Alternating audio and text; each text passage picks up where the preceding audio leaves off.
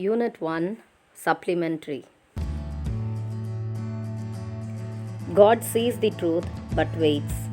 Leo Tolstoy. Leo Tolstoy, 1828 to 1910, was a Russian writer who is regarded as one of the greatest authors of all times. Born to an aristocratic Russian family, he is best known for his novels War and Peace and Anna Karenina. He had a deep interest in seeking a greater understanding and justification of life. His philosophy began to attract disciples. He also developed a close relationship with Mahatma Gandhi, who was very impressed with Tolstoy's belief in non-violent resistance and vegetarianism.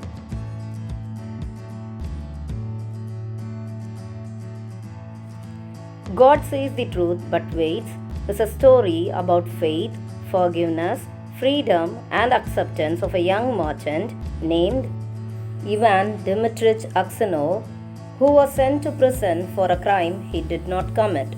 Aksionov was a merchant in Vladimir who owned 2 shops and a house there. He was a handsome, fair-haired, curly-headed fellow who was very fond of singing. When he was young, he used to drink. But he was responsible and liked by all.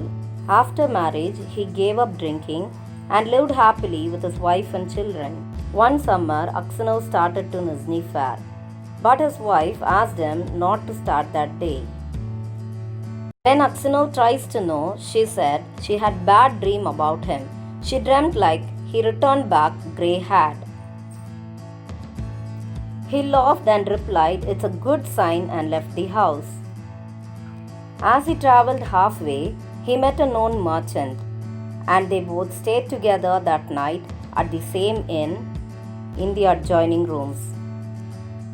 He asked his driver to wake up before dawn, and he started his journey after he paid his bill for the stay.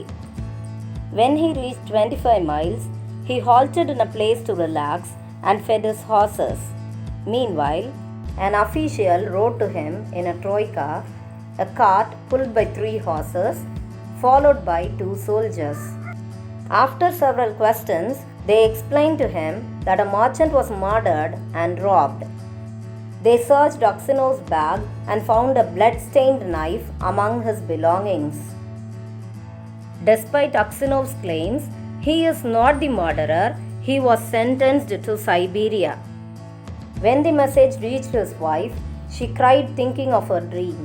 She rushed to the prison with her children, where one baby was at her breast. She fainted looking at Aksionov in the prisoner's dress.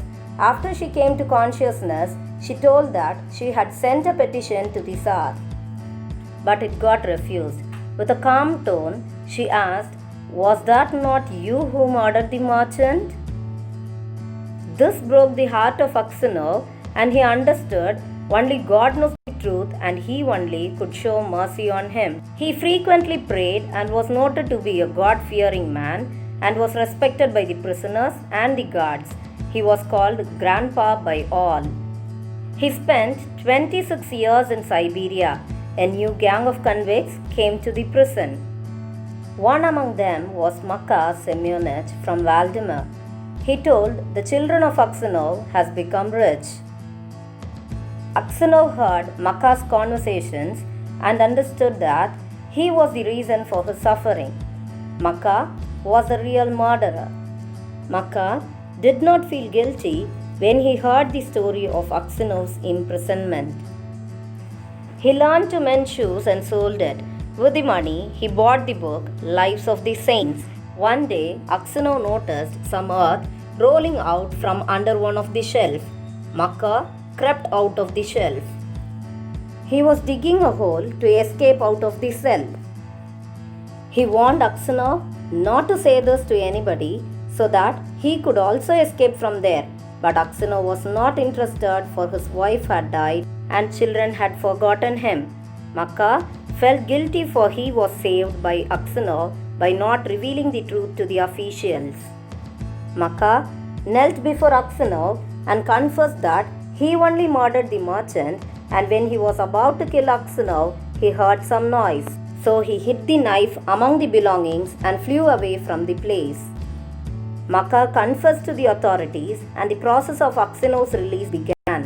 But before the order of release reached the prison, Aksanov was dead.